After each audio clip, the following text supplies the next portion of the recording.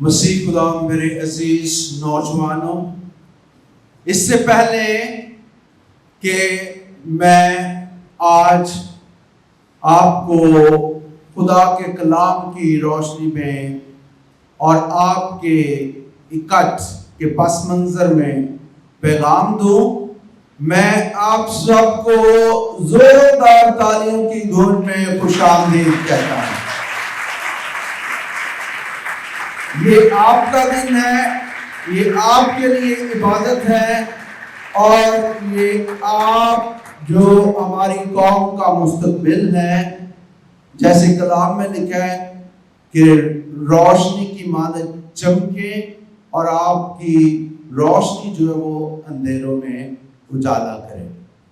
اس کے ساتھ ہی آج خصوصی طور پر ہمارے پاس لاہور سے دو فادر مہمان خصوصی طور پر اس عبادت میں شریک ہیں۔ میں ریورنڈ فادر پاسکل پلوس جو ڈومینیکن فادرز کی جماعت ہیں، ان کے ہیڈ ہیں پاکستان میں انہیں اس عبادت میں خوش آمدید کرتا ہوں۔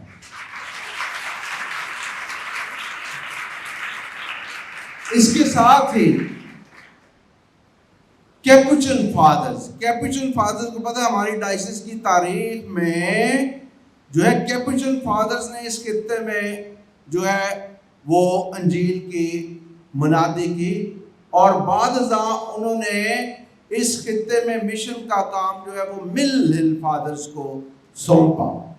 تو کیپوچن فادرز کے ساتھ ہمارا جو ہے اس ڈائسس کا، اسلام آباد راولپنڈی ڈائسس کا شروع ہی سے بہت گہرا تعلق رہا ہے، اور مجھے خوشی ہے کہ کیپوچن فادرز کی جماعت کے سربراہ فادر فرانسس صابر بھی ہمارے درمیان موجود ہیں۔ میں انہیں خوش آمدید کہتا ہوں۔ اس کے علاوہ آج ہم نے اسلام آباد راولپنڈی شہر کے نوجوانوں کو جمع کرنے کی کوشش کی ہے، مگر ہمارے درمیان چند ایک نوجوان فادر جو ہے آج کی خصوصی بات میں ہماری ڈائسس سے شامل ہیں، جو دوسرے علاقوں میں پشاور سے، سرگودا سے، دوسرے شہروں سے تعلق رکھتے ہیں، وہ بھی ہمارے درمیان موجود ہیں۔ میں انہیں بھی اپنے درمیان خوش آمدید کہتا ہوں۔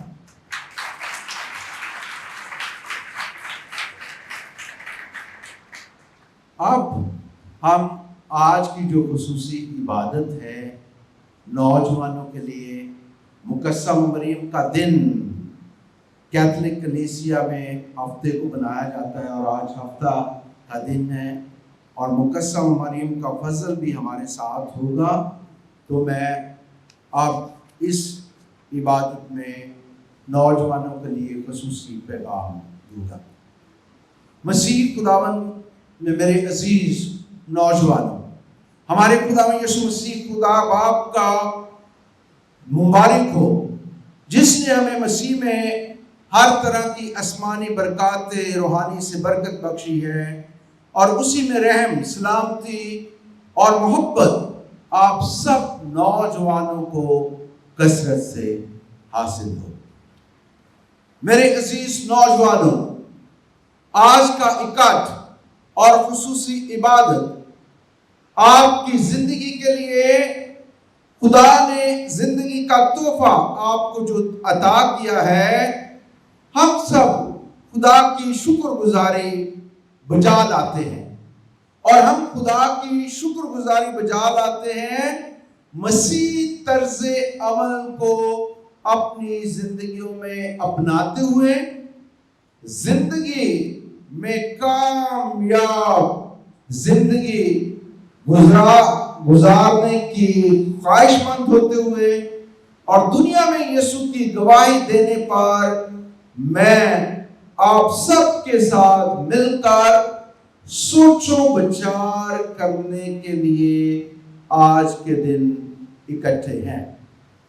اور یہی کہ نوجوان جو ہمارے ساتھ مل کر زندگی کی نعمت کے لیے خدا کا شکر بجا لاتے ہیں، اور مسیح پر ایمان رکھتے ہوئے مسیح کے طرز عمل کو اپنی زندگی میں اپناتے ہیں، اور ایک کامیاب شخص زندگی میں بننے کے خواہش مند ہیں، اور کامیاب شخص بن کر خدا یسوع مسیح کی گواہی دینے کا ارادہ رکھتے ہیں، اسی ارادے اور جوش کی وجہ سے ہی آج ہم نوجوانوں کو امید کلیسیا کہتے ہیں، کلیسیا کی امید کہتے ہیں، کیونکہ پاکستان کے حالات کے تناظر میں نوجوان ہمارا مستقبل ہے، اور کلیسیا کی امیدیں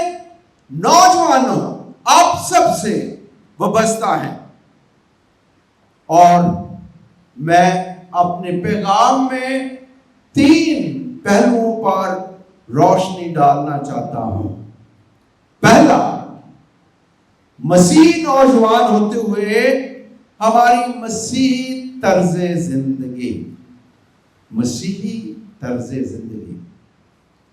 دوسرا، نوجوان ہوتے ہوئے ہماری زندگی میں چیلنجز، مسیحی نوجوانوں کے لیے چیلنجز۔ اور تیسرا، آج کا موضوع بھی ہے کہ نوجوان امید کلیسیا۔ تو یہ 3 پہلوؤں پر میں اپنے پیغام میں آپ سے بات چیت کروں گا۔ سب سے پہلے کہ نوجوان جو ہیں وہ مسیح پر ایمان رکھتے ہیں، اور اسی لیے ہم مسیحی کہلاتے ہیں۔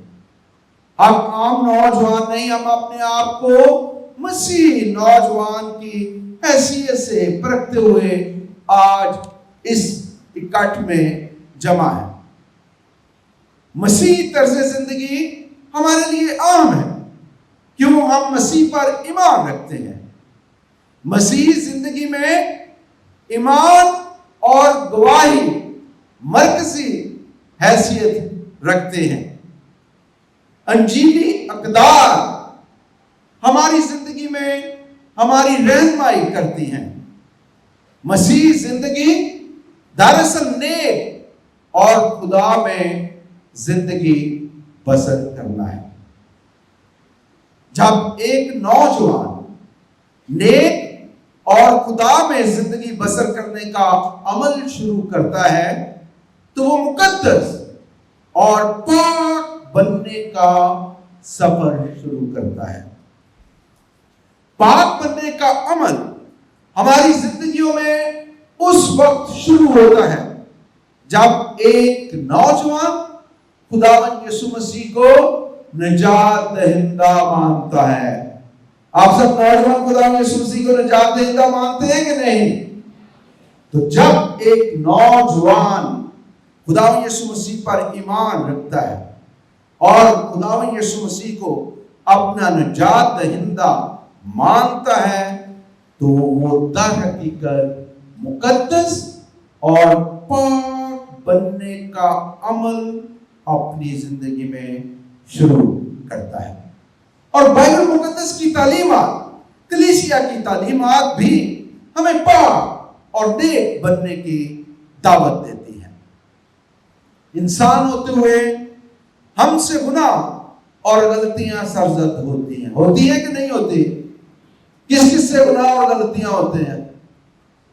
ہم سب سے جو ہے گناہ اور غلطیاں زندگی میں سرزد ہوتی ہیں، اور جب گناہ ہوتے ہیں تو بعض اوقات تو ہمیں پتہ ہی نہیں چلتا کہ ہم گناہ کرتے ہی چلے جاتے ہیں، اور جب ہمیں پتہ چلتا ہے گناہ اور غلطیاں ہم سے سرزد ہوتی ہیں تو ہم اپنے آپ کو جو ہے وہ بہت گناہ گار محسوس کرتے ہیں، مایوسی میں بھی چلے جاتے ہیں، اندھیرے ہی اندھیرے ہمیں نظر آتے ہیں۔ مگر ہمارے لیے خوشخبری یہ ہے کہ مسیح یسوع کے ذریعے گناہ کی حکمرانی ختم ہو گئی اور گناہ کا زور ہم پر نہیں رہا، اور ہم ہر لمحے بے شک انسانی ناطے سے گناہ میں گرتے اور غلطیاں کرتے ہیں، مگر خدا ہمیں ہر لمحے موقع بھی دیتا ہے کہ ہم ایک نئی زندگی کا آغاز کریں۔ اور یہی خدا یسوع مسیح کی ہمارے لیے محبت ہے کہ اگرچہ ہم کمزور ہیں، گناہ اور غلطیاں کرتے ہیں، مگر وہ بار بار ہمیں معاف کرتا ہے۔ اور خاص طور پر کیتھولک کلیسیا میں کون سا سیکرمنٹ ہے؟ پاک اعتراف کا سیکرمنٹ ہے، جس کے ذریعے ہم خدا سے اپنے گناہوں کی معافی مانگتے ہوئے نئی زندگی کا آغاز کرتے ہیں۔ جب ہم خدا کے نجات کے منصوبے کو سمجھتے ہیں، جب ہم خدا یسوع مسیح کے نجات کے منصوبے کو اپنی زندگی میں قبول کرتے ہیں اور خدا کے بیٹے مسیح یسوع کی صلیبی قربانی کو اپنی زندگی میں سمجھ لیتے ہیں تو خدا ہمیں معاف کرتا ہے، اور معافی مانگنے اور معافی دینے کا عمل ہمارے اندر الہی طاقت اور فضل کے ذریعے پاک اور نیک بننے کا عمل شروع کرتا ہے۔ گناہوں کی خدا سے معافی مانگنے کا، اور خدا جو ہمیشہ ہمیں معاف کرتا ہے، یہ الہی عمل ہمیں خدا کی الہی طاقت اور خدا کے الہی فضل سے بنتا ہے۔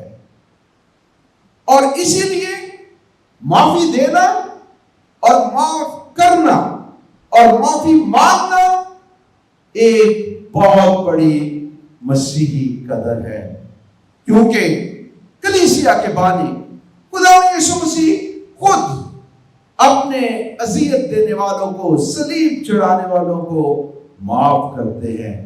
اے باپ ان کو معاف کر، کیونکہ یہ نہیں جانتے کہ کیا کرتے ہیں۔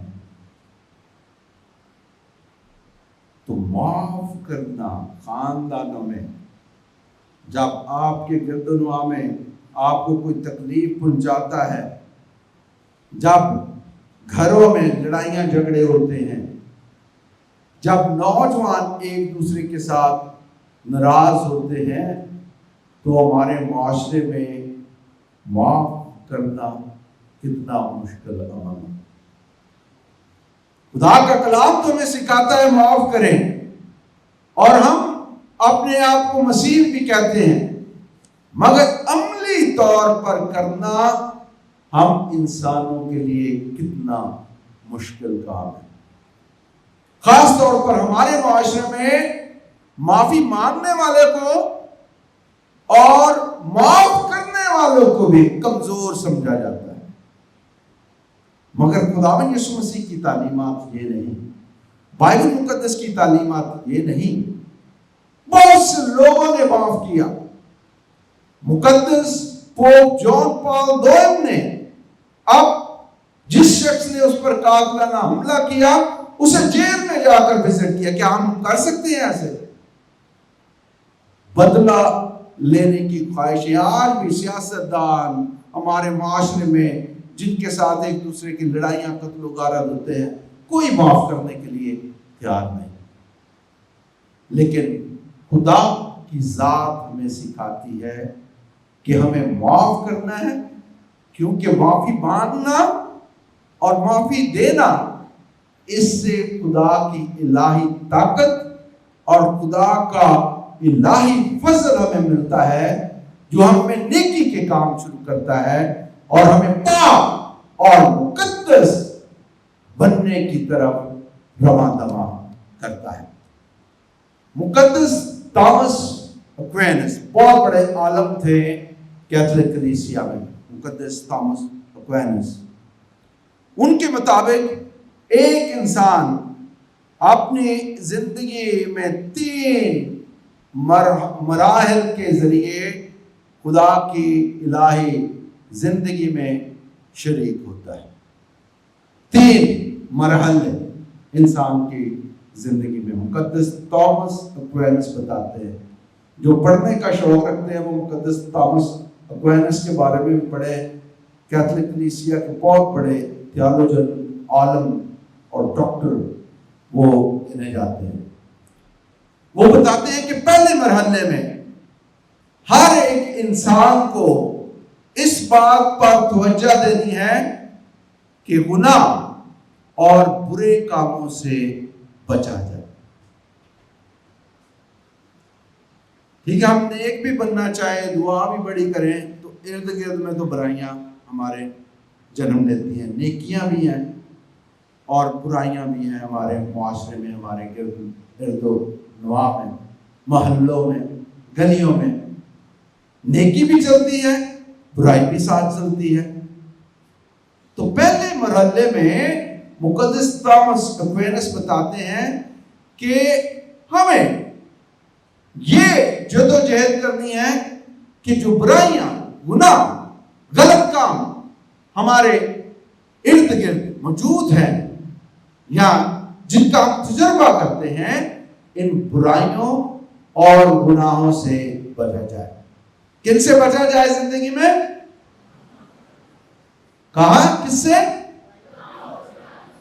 برائیوں اور گناہوں سے اپنی زندگی میں بچا جائے۔ کیوں بچا جائے؟ کیوں بچا جائے؟ وہ تو ہمارے معاشرے میں ارد گرد ہے ہمارے، کوئی ہمیں برائی کی طرف ساتھ بھی ملانے کی کوشش کرتے ہیں، لوگ غلط کاموں کے میں ساتھ ملانے کی کوشش کرتے ہیں۔ تو کیوں بچنا ہے ہم نے؟ کیوں؟ کیونکہ یہ برائیاں اور گناہ ہمیں خدا سے دور کرتے ہیں۔ کیا کرتے ہیں برائیاں اور گناہ؟ ہمیں خدا سے دور کرتے ہیں۔ یہ ہماری روح کو قتل کرتے ہیں جو اچھائی ہے۔ جو برائیوں میں گر جاتا ہے، جو گناہوں میں گر جاتا ہے، وہ نیکیوں کو قتل کر دیتا ہے، وہ اچھائی کا قاتل ہے، وہ خدا سے دور ہو جاتا ہے۔ دوسرے مرحلے میں مقدس تامس اکوینس بتاتے ہیں کہ دوسرے مرحلے میں جسے روشن راستہ وہ کہتے ہیں، وہ اس بات پر زور دیتے ہیں کہ زندگی میں اچھائی کو اپنایا جائے اور نیکی کا راستہ اختیار کیا جائے۔ پہلے مرحلے میں گناہ اور برے کاموں سے بچا جائے، اور دوسرے مرحلے میں وہ بتاتے ہیں کہ کون سا راستہ اختیار کیا جائے۔ بولو بھی، تسی تو بول دے بھی نہیں۔ کون سا راستہ اختیار کرنا ہے ہمیں اپنی زندگی میں؟ اچھائی کا. تو آپ راستہ اختیار کریں گے اچھائی کا؟ یس. تو اچھائی کا راستہ اختیار کرنا، بدی کا راستہ نہیں، اچھائی کا راستہ اختیار کرنا، خدا کی راہوں کو اپنانے کا عزم. اچھائی کا راستہ کون سا ہے؟ خدا کی باتوں کو اپنی زندگی میں اپنانے کا راستہ اچھائی کا راستہ ہے. اور اسی لیے امثال کی کتاب اس کے 3 باب اس کی 6 آیت میں لکھا ہے کہ اپنی تمام راہوں میں اس کو پہچان تو وہ تیرے رستوں کو ہموار کر دے گا. جو اپنی زندگی میں خدا کے رستوں کو پہچان لیتا ہے، خدا کی باتوں کو پہچان لیتا ہے، وہ اس کے رستوں کو خدا بھی ہموار کر دیتا ہے، اس کے رستوں کو کھول دیتا ہے، اسے ترقی اور نیکی کی راہ کی طرف جو ہے وہ گامزن کر دیتا ہے. تیسرا مرحلہ جو مقدس تھامس اکوینس ہمیں سکھاتے ہیں، بتاتے ہیں، وہ یہ کہ ہم خدا کے ساتھ اپنے تعلقات کو مضبوط بنائیں اور خداوند کے ساتھ یکجا ہوں. میں تم میں قائم رہوں اور تم مجھ میں قائم رہو. خدا کے ساتھ تعلق کا راستہ، خدا کے ساتھ یکجا ہونے کا راستہ. اور میرے عزیزو، یہ تینوں مرحلے جو مقدس تھامس اکوینس بتاتے ہیں وہ مسیحی طرز زندگی کے لیے اہم ہیں. گناہ اور بدی سے بچنا، اچھائی کا راستہ اپنانا اور خدا کے ساتھ اپنے تعلق کو مضبوط رکھتے ہوئے خدا میں یکجا جانا. تو سب سے پہلے مسیحی طرز عمل کی بات میں نے کی ہے. اب دوسرا جو نقطہ جس پر میں سوچو بچار کرنا چاہتا ہوں وہ ہے مسیحی زندگی کے چیلنج، نوجوانوں کو چیلنج، آپ کو مشکلات اور آپ کی زندگی کے چیلنج. میرے نوجوانوں، دنیا میں ہر انسان جو ہے وہ ذاتی خوشی ڈھونڈتا ہے. ہر کوئی کہتا ہے کہ میں خوشحال رہوں، خوش رہوں، اور ہر طرح کی دولت میرے پاس آ جائے، ہر طرح کی خوشی میرے پاس آ جائے، ہر طرح کی طاقت میرے پاس آ جائے، اور وہ دنیاوی چیزوں کو ڈھونڈتا رہتا ہے خوشی پانے کے لیے. مگر بعض اوقات یہی خواہشات جو ہم انسان رکھتے ہیں وہ ہمیں مضبوط بنانے کی بجائے تقسیم کر دیتی ہے. ہمیں، ہمارے خاندانوں کو، ہمارے معاشرے کو، دنیا کو لڑائی جھگڑے اور تشدد کی طرف ہمیں یہ خواہشات لے جاتی ہیں.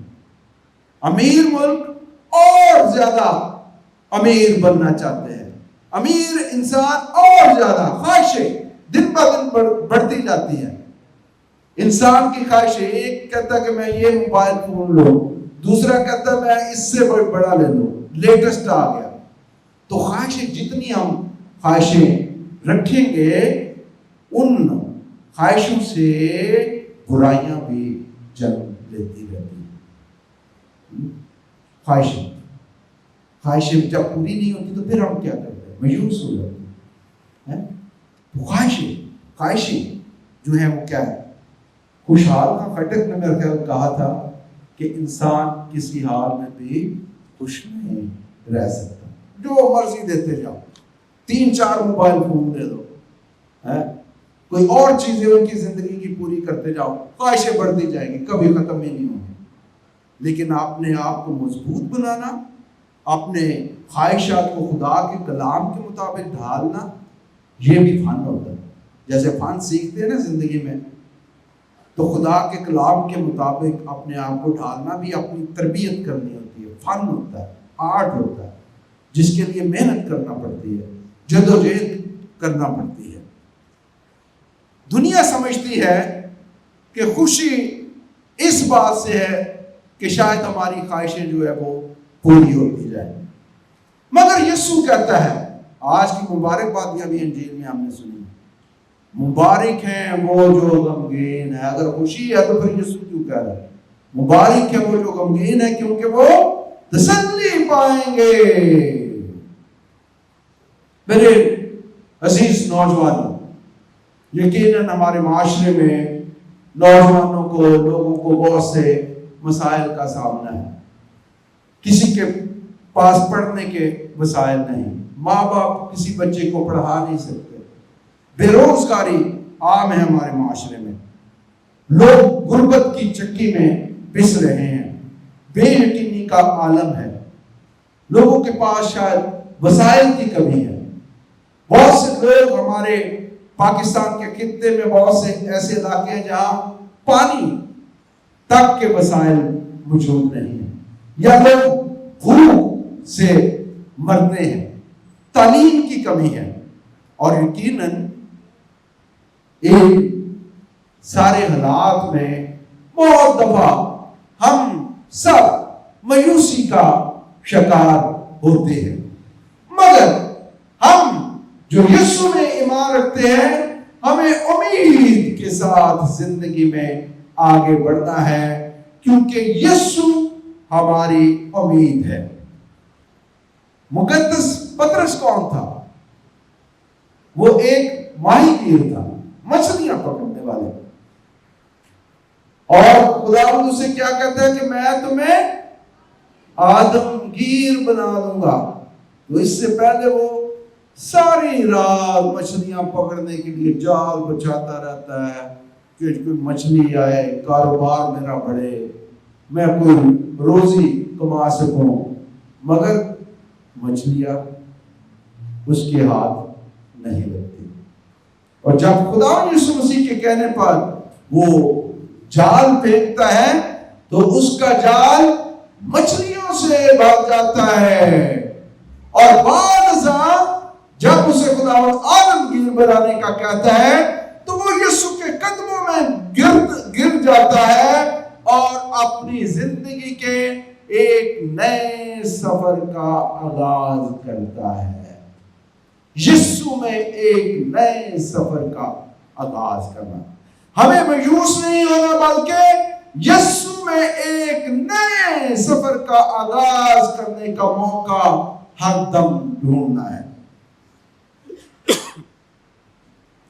بائبل مقدس میں جو ہماری راہ کی روشنی ہے، بائبل مقدس کو ہم اپنے راہ کی روشنی میں روشنی کہتے ہیں۔ بائبل مقدس میں نوجوانی کا عالم، نوجوانی کا دور بہت اہم ہے، اور آپ جو نوجوان ہیں، آپ کا یہ دور جو ہے وہ بہت اہم ہے، لیکن یہ دور مختلف چیلنجز سے بھی بھرا ہوا ہے۔ دوسرا تیموتھیوس اس کا دوسرا باب 22ویں آیت میں لکھا ہے کہ جوانی کی رغبتوں سے دور بھاگ اور ان کے ساتھ مل کر جو پاک دل سے خداوند کا نام لیتے ہیں صداقت، ایمان، محبت اور سلامتی کا تعلق ہو۔ نوجوانی کے عالم میں ہمیں خدا کے ساتھ جڑے رہنا ہے، جس طرح مقدس تامس اکوینس نے بتایا، اور ہماری نوجوانی کی زندگی کی ہدایت کے لیے ہمیں بتایا جاتا ہے کہ جوانی کی رغبتوں سے دور بھاگ اور ان کے ساتھ مل کر جو پاک دل سے خداوند کا نام لیتے ہیں۔ کن کے ساتھ ملنا ہے ہمیں؟ جو پاک دل سے خداوند کا نام لیتے ہیں۔ برے دل سے خدا کا نام جو لیتے ہیں ان کے ساتھ نہیں ملنا۔ کن کے ساتھ ہم نے ملنا ہے؟ پاک دل سے خداوند کا نام لیتے ہیں، صداقت، ایمان اور سلامتی کا طلبگار ہو، طالب ہو۔ کیا ہمیں ڈھونڈنا ہے؟ سچائی کو ڈھونڈنا ہے، صداقت کو، ایمان کو، محبت اور سلامتی کو ڈھونڈنا ہے اپنی زندگی میں۔ سلیمان بادشاہ، اس کا ذکر سنے نا، سلیمان بادشاہ کا پتہ ہے سب کو۔ سلیمان بادشاہ نے اپنی زندگی کا بہت سا حصہ جو ہے وہ برائیوں میں گزار دیا۔ اس نے اپنی زندگی میں گناہ کیے، وہ برے کاموں میں جکڑا رہا، مگر وہ بھی کہتا ہے اپنی جوانی کے دنوں میں اپنے خالق کو یاد کر، بیشتر اس سے کہ برے ایام آ جائیں اور وہ برس نزدیک پہنچے جن میں تو کہے کہ ان میں میرے لیے خوشی نہیں ہے۔ جامع کی کتاب اس کا 12واں باب پہلی آیت میں یہ لکھا ہے۔ وہ جو گناہ کرتا رہا سلیمان بادشاہ، وہ اپنی زندگی کے تجربے سے یہ سکھاتا ہے کہ جوانی کی زندگی کے عالم میں اپنے خداوند کو یاد کرتے رہو، بیشتر اس سے کہ تم پر برے ایام آئیں۔ سب کو اپنی برکات اور فضائل سے مالا مال کرے، اور آپ ان ستاروں کی مانند ہوں جو کلیسیا کو روشنی دے، جو ہمارے ملک پاکستان کو اور ہمارے سماج کو روشنی دیتے ہوئے خدا یسوع مسیح کی گواہی کا سبب بنے۔ آمین۔